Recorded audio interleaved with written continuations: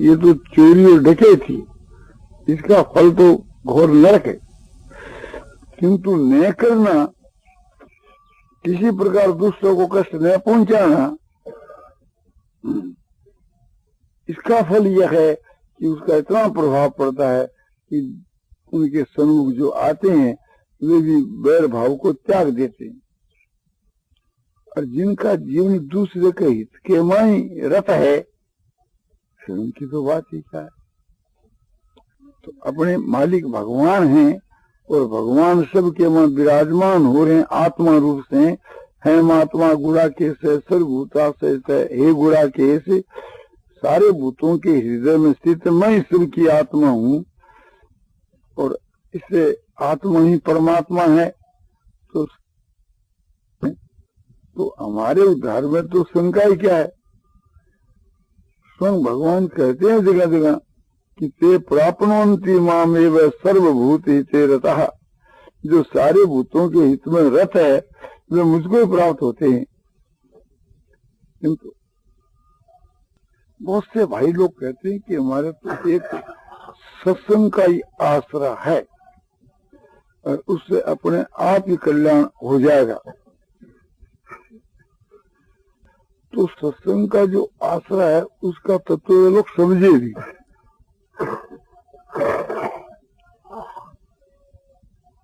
कि हमारे तो भगवान का ही आश्रय है, उससे कल्याण हो जाएगा।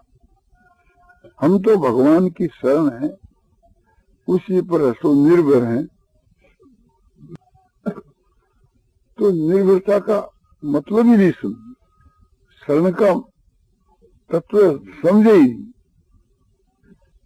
शरण होना क्या है? शरण होना यह है कि अपने आप स्वामी के समर्पण कर देना।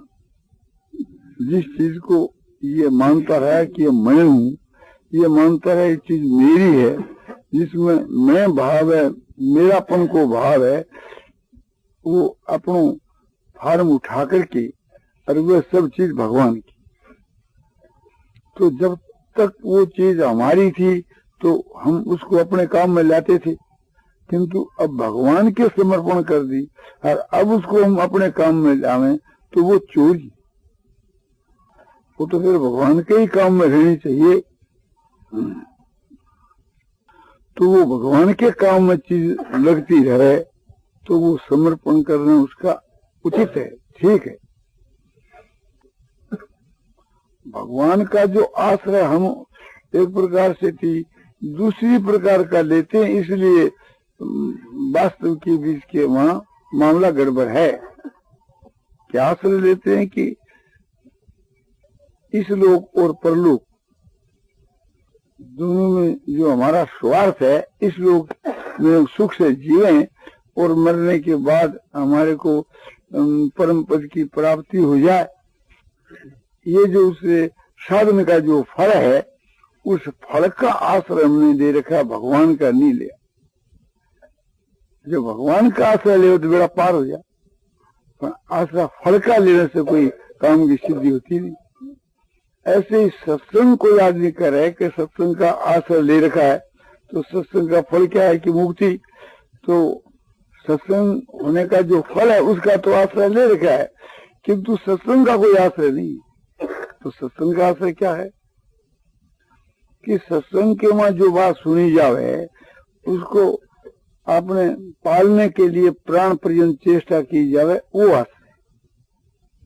भगवान का आश्रय क्या है कि अपना तन मन धन सब भगवान के वहां लगा देवे, वो भगवान का आश्रय है। भगवान के जप और ध्यान का आश्रय लेना, यानी जप करना, ध्यान करना, भगवान के विधान का आश्रय लेना कि जो कुछ भगवान कर रहे हैं हमारे लिए वो मंगलमय है। भगवान का विधान, उसमें समझो कि हमारा परम हित भरा हुआ है भगवान के विधान में, वो भगवान का आश्रय है। और भगवान की आज्ञा का पालन करना, या भगवान मुझको अपना लिया इसलिए स्वयं भगवान का हमारे ऊपर हाथ है, तो भगवान स्वयं एक प्रकार से थी मुझको आदर्श बनाना चाहते हैं, इसलिए वे स्वयं एक प्रकार से मेरी बागडोर अपने हाथ में लेकर के भगवान आपने मुझसे काम ले रहे हैं। जैसे सूत्रधार कठपुतली की बागडोर हाथ में लेकर के नचाता है और उसका सब कुछ उस सूत्रधार के अधिकार के वहां है, उसका जो आपने जीत है हार। तो इस प्रकार से थी भगवान के प्रति अपने आप को सौंप देना, अपनी बागडोर भगवान के हाथ में सौंप देनी। जैसे अर्जुन ने घोड़ों की बागडोर भगवान श्री कृष्ण जी के हाथ में सौंप दी, और जो भगवान नचाते हैं अर्जुन नाचता। तो अर्जुन का शरण होना ठीक है। पहले तो अर्जुन ने कहा कि मैं आपकी शरण हूं, मैं आपकी शरण हूं। भगवान ने ये बात स्वीकार नहीं की। भगवान ये कहते रहे, अर्जुन तू मेरी शरण आ जा, अर्जुन तू मेरी शरण आ जा। शरण आ जा तो फिर शरण आने के बाद तो ये करना बनता ही नहीं, शरण नहीं है तो ये करना बनता है। तो अर्जुन अपनी दृष्टि से थी शरण था, किंतु भगवान की दृष्टि से नहीं। फिर भगवान की दृष्टि से शरण हो गया तो बेड़ा पार हो गया। तो मनुष्य को इसमें धोखा हो जाता है, तो मान लेता है कि मैं आपकी शरण हूं। कार्पण्य दोषो पहते स्वभाव है, परीक्षा में त्वांग धर्म समूढ़ चेता यच्छा निश्चित ब्रूहि तन्वे शिष्यस्तें साधिमान त्वां प्रपन्नम। गीता अध्याय 2 श्लोक 7। इसका ये भाव है, अर्जुन भगवान से कह रहा है कि कार्पण दोषों पहता स्वभाव है, कायरता के मेरे में जो कायरता है, कर्पणता जो है, उस दोष के कारण से भी मेरा स्वभाव है सो भ्रष्ट हो गया, उपहत हो गया, मन नष्ट भ्रष्ट हो गया। और कैसा मैं कैसा हूं, किं कर्तव्य मूढ़ हूं, इसका मुझको ज्ञान नहीं, क्या करना चाहिए क्या नहीं करना चाहिए। तो मेरे लिए जो कल्याणकारक बात है उसको आप निश्चय पूर्वक कहो, क्योंकि मैं आपकी शरण आया हूं, मैं आपका शिष्य हूं, आप मुझको शिक्षा दो। तो अर्जुन का जो वचन है बहुत उच्च कोटि का, बहुत ही अच्छा है, बहुत ही एक प्रकार से हम लोगों के लिए अनुकरणीय है। उसके अनुसार हम लोगों को भगवान की शरण होना चाहिए। तो वाणी से तो शरण है, फिर आगे जा क्या कहते हैं, नयो स्थिति गोविंदम। संजय कहते हैं कि धृतराष्ट्र फिर गोविंद को ये बात कही अर्जुन ने कि मैं युद्ध नहीं करूंगा। हमारे इंद्रियों के सुखाने वाला जो शोक है वो इससे से दूर होना संभव नहीं। तो सुन के भगवान हंसते हैं, कहता है कि मैं आपकी शरण हूं और मेरे लिए जो निश्चित कल्याणकार को वही बात आप मैंने कहो, ये मुझको पूछ रहा है और आप ही अपना निर्णय कर लेता है कि मैं युद्ध तो नहीं करूंगा।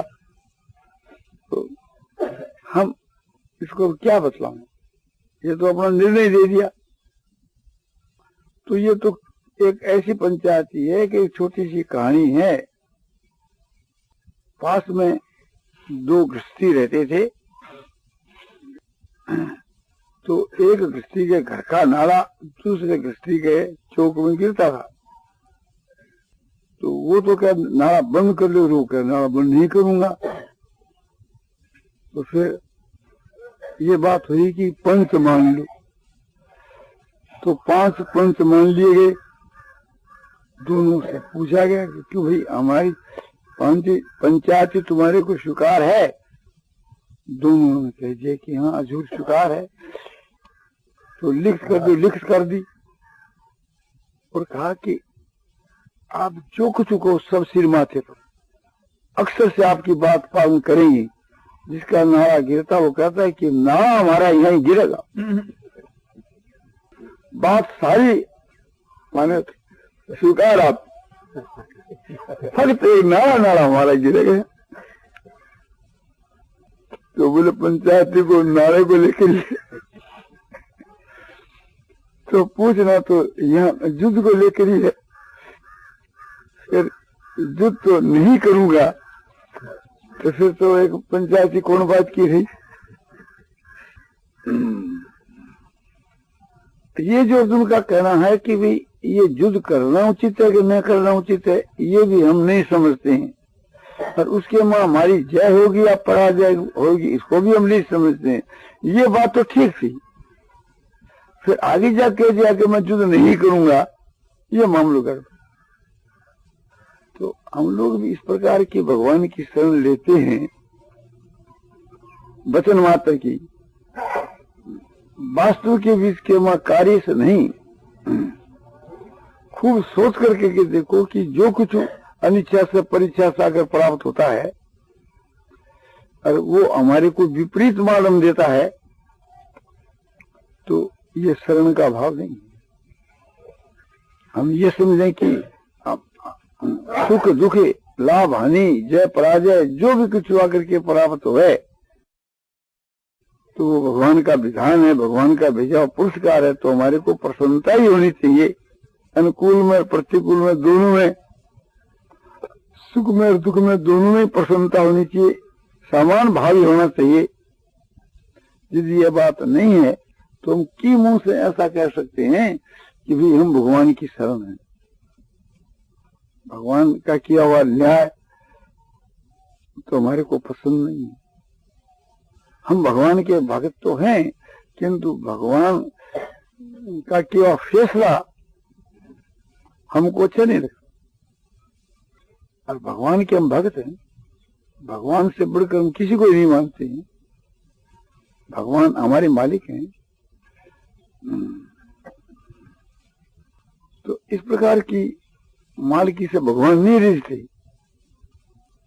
भगवान के यहाँ कोई सफाई नहीं चलती, वहाँ कोई कपट नहीं चलता, वहाँ कोई भगवान को धोखा नहीं दे सकता। तुम तो क्या करते हो कि भगवान को भी धोखा देते हो और अपने आप को भी देते हो। धोखा देने का तुम्हारा स्वभाव पड़ गया। उसी का नतीजा यह है कि जो दर दर भटकते फिर रहे हो।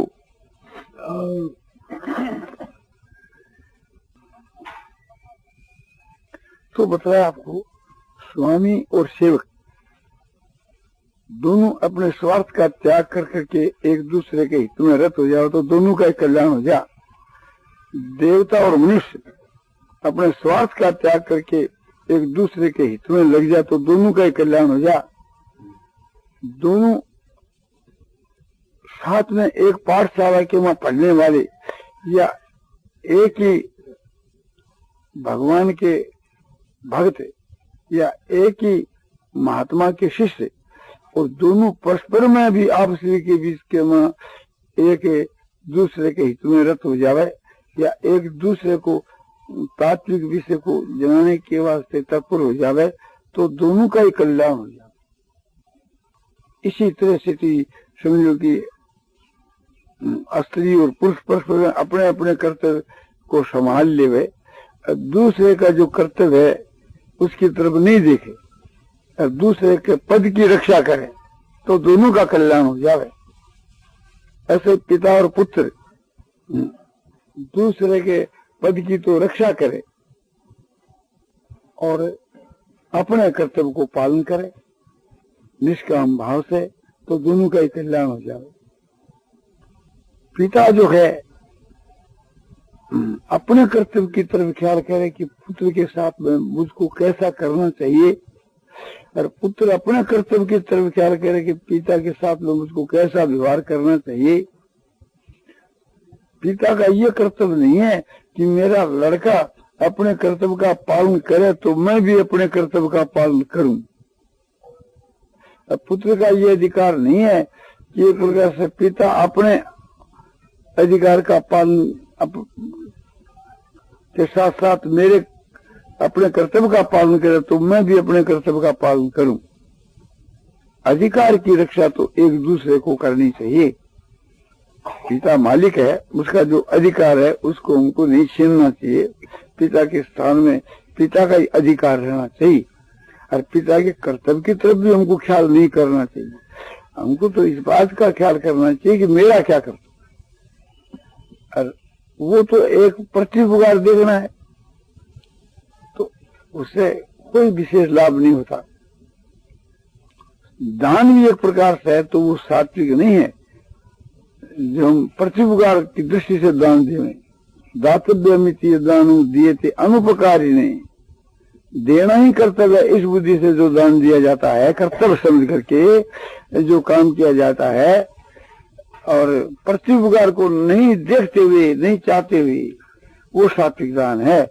इसी प्रकार से पिता की जो सेवा करना ही अपना कर्तव्य है, इस बुद्धि से सेवा की जावे, और पिता से बदला नहीं चाहे कि ये मेरी सेवा का बदला किसी मैंने धन दे दे, या आप पिताजी भी अपने कर्तव्य का पालन करे जैसे मैं करता हूँ, उसकी तरफ नहीं देखे, तो वह पिता की सात्विक सेवा है, उससे अपने कल्याण होता है। और जो अर्थ की दृष्टि से पिता की सेवा करे तो वो तो रुपयों की सेवा करता है, पिता की सेवा नहीं है वो। तो हम किसी उद्देश्य को लेकर के यदि कोई काम करते हैं तो उस उद्देश्य की सिद्धि शायद हो तो हो जाए, मुक्ति उससे नहीं होती। मुक्ति तो उससे ही हो सकती है कि जो कामना, इच्छा, वासना और अपने प्रति उपकार की इच्छा रखना, इन सब का हम त्याग करें, तभी एक प्रकार से हमारे असली कार्य की सिद्धि हो सकती है। तो संसार में सबका कल्याण हो जाए, इस बात को ध्यान में रख लेवे।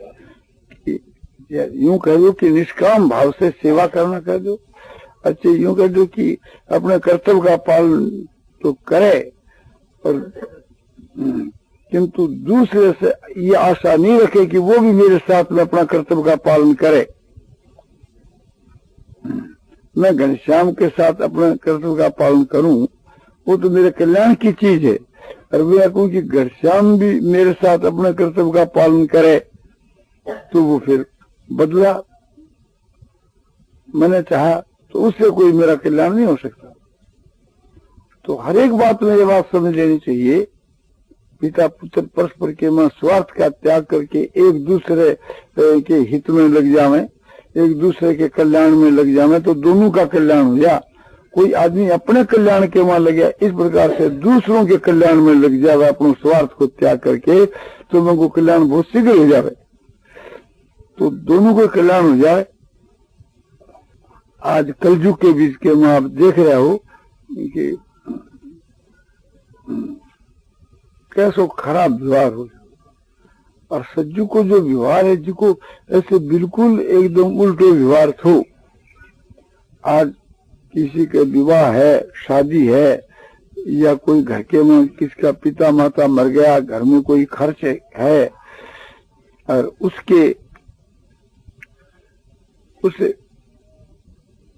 अवसर के समय में उसको कितनी परेशानी उठानी पड़ती है। यदि कोई माँ बाप मर जाता है तो भाइयों के पीछू पीछू कि भैया मेरा माँ बाप का खर्च नहीं बिगाड़ना, जाकर हाजिरी देनी पड़ती है। विवाह के में भी यही बात देखी जाती है। तो ये बहुत नीचे दर्जे की चीज है, किसके लिए? जो खुशामद कराता है उसके लिए। और हमारे घर में शादी है तो अब बर्तनों की भी आवश्यकता है, बिछाद की चीजों की भी आवश्यकता है, रोशनी की भी आवश्यकता है, क्योंकि हमारे घर के ऊपर जो है बारात आएगी। तो हमारे को ऐसी चिंता लगी हुई है कि शहर के बीच के वहां जो चीजें मांगी मिलती है ना, तो हमारे घर में एक विवाह है किंतु 2-3 विवाह में जितनी दरकार ऐसी चीजें इकट्ठी कर ले। हमारी तो ये नीति रहती, और जिसके पास में कोई चीज होती है देने के लिए, उसको कहते हैं कि आप बर्तन निकाल दो। अभी तो कोई आदमी कल आओ, कल आए, बोले परसों आओ। वो बेचारा उसके पीछे पीछे से फिरता है और वो निकाल करके नहीं देता। शेष में कहता भाई हमारे कुटुंब में ब्याह है, उसको देना पड़ेगा, तुम अपना दूसरा प्रबंध कर लो। हमारे घर में ही ब्याह गया ना, तो बोले आपने पहला नहीं किया। बोले पहला वो विवाह निश्चित नहीं हुआ था, अब निश्चित हुआ, तो पहला कैसे करें? तो बोला कि अगर मेरी क्या आदत है, तुम तुम्हारा सोचो, तो देने वाला जो दाता है वो तो वक्त पर धोखा दे देता है, और इकट्ठा करने वाला 2-3 विवाह की चीज इकट्ठा करता है। ऐसे आपने गमी के समय में, तो उस वक्त में क्या व्यवहार था? बोले वो सतयुग के वहां बड़ा अच्छा व्यवहार था। उस वक्त के वहां इतना प्रपंच नहीं था। किसी का कोई बाप मर गया, किसी की माँ मर गई, तो उसके घर के ऊपर लोग हाजिरी देने जाते थे और कहते थे कि गमी हो गई आपके, तो मैं भी आपका सेवक हूँ, किसी काम मैंने उठाना चाहिए। तो एक प्रकार से वो कुछ भी नहीं कहते थे, बोलो नहीं काम क्या है, कुछ नहीं, बोले नहीं, एक प्रकार से मैं तो आपका ही हूँ, और अपने घर में जो चीज होती वो ला करके बिना पूछे घर में रख देते। ये चीज तो आपको काम में लानी पड़ेगी, हमारे यहाँ समझो कि 2 लालटेन है गैस की, और ये 4 दरी है। बोला तो क्या करे, जगह ही नहीं रखनी, नहीं तो ये तो रखनी पड़ेगी। अच्छा एक छोड़ दो, एक रख दो, काम में बहुत विवाह शादी है, उनके काम आएगी, अपने तो काम एक दूसरे हो जाए, नहीं साथ 2 रखेंगे, क्या पाया थारी मर्जी। तो देने वाले इस भाव से देते थे कि मानो कोई महात्मा को भेंट चढ़ाते हैं, और देने वाला ना ही ना करता रहता था। हर एक काम के लिए आता था कि मैं सेवा करना था। बोले तो काम तो बहुत ना, बोले ये कोई भी काम उठा दो, फिर ब्राह्मण लोग भोजन करेंगे, पात्र उठाने का मेरे जमा लगा। बोले पात्र तो अपने नौकर चाकर उठा लेगा, तो कोई भी काम उनका पग धोबो करूंगा, आने वालों का चरण धो दिया करूँ। बोले इसके वास्ते 2-3 आदमी नियुक्त है, बोले मैं भी एक बार में शामिल हो जाऊं। भैया बहुत आदमी की क्या जरूरत है, आपका और बहुत काम है। बोले मेरे तो ये सबसे बढ़कर काम। तो सज्जुग के बीच के वहां सात्विक व्यवहार था एक, तो वो कह कि वो के मैं करूं काम, वो के मैं करूं। तो भोजन अपने बिरादरी को कब जिमाया जाएगा भाई लोग, क्योंकि मालूम थोड़ा हो जाए। पहले वो तो सायंकाल के वक्त आया करता है, तो एक प्रकार से थी हमारे आदमी नृत्य के वास्ते मत भेजी, मैं तुम्हारे नृत्य मान ली, आप ले जाओ हमारे पास। क्यों आदमी भेजना पड़े तो कोई आदमी की जरूरत पड़ेगी नहीं, हम बनना आपको तो 5 जगह और में कहो। तो भोजन के वक्त से पहले आके हो जा, पहला क्यों है? बोले लोगों ने भोजन कराना है ना अपने काम में, एक प्रकार से वो हमारा सौभाग्य, वो सेवा बन जाएगी। तो इस प्रकार से थी उनके द्वार पर आनो, काम करना, चीजा सब जुटा देनी। तो ये बात जब द्वापर युग आया तो फिर थोड़ा काम किसु कमजोर हो गया। तो फिर ये रीति रही कि आपको कोई अदरी की दरकार हुआ, फूल चाली दरकार हुआ, बर्तन दरकार हो, तो अपने यहाँ पड़ा है, आपको जब हुक्म ला दूंगा, अपना घर में पड़ा है, संकोच नहीं करना, आप हमारे को कह देना, उसी पर ला दें। और जब कोई काम काज है, बारात को जिवाने का, कोई समझो कि ब्राह्मण भोजन का कोई भी काम हुआ तो आप बस एक आदमी भेज देना, फिर हम आज हो जाओ यहाँ, हमको मालूम हो जाना चाहिए। बोले ठीक है, तो आदमी भेज देते, आजा, जो कोई काम कर देते तो कर देते। अब द्वापर जो गया तो और काम ढीला हो गया। फिर हमारा पिता मर गया, आप बैठ रहे हैं, क्यों साहब आपके यहाँ दही सुनी तो हाँ है, अभी तो किसी को नहीं दी है। उन्हें जबरदस्त आपको नाम लिख दो, पहला इनने मांगी ना तो इनको कहोगे, देखो इनको देनी, दूसरे की हमें नहीं बना। सतयुग में तो अपनी और दूसरों की चीज खुद घर पर लाकर रख देते, और त्रेता के बीच के बाद समझो कि आपने कह देते कि दरकार हो तो मंगा लो, और द्वापर के मां मांगने पर स्वीकार कर लेते और दूसरे को नहीं देते, चाहे बाप का ही ब्याह हो।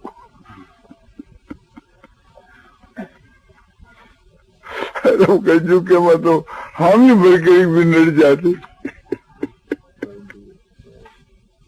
तो झुका फिर तो अपने सज्जू का सा भाव हृदय में रखेंगे तो त्रेता या द्वापर तक कुछ, त्रेता द्वापर का सा व्यवहार समझो कर सकेंगे। श्री रामचंद्र जी महाराज सज्जू के में जो अपने भाइयों के साथ में व्यवहार करते थे और सबके साथ में व्यवहार करते थे, वो सतयुग से भी बढ़कर व्यवहार था। त्रेता युग तो त्रेता था, किंतु वो व्यवहार उनका सतयुग से भी बढ़कर के था। महाराज युधिष्ठिर द्वापर युग के मां समझो कि व्यवहार करते थे अपने भाइयों के साथ में और सबके साथ में, वो व्यवहार उनका त्रेता युग के जैसा था।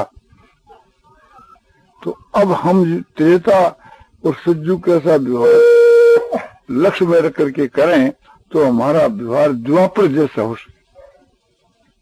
श्री रामचंद्र जी महाराज कैसा अपने भाइयों के साथ में व्यवहार करते थे, इस प्रकार का लक्ष्य रख करके मैं अपने भाइयों के साथ में व्यवहार करूं तो संभव है कि ख्याल रखूं तो युधिष्ठिर के जैसा व्यवहार शायद ही हुए,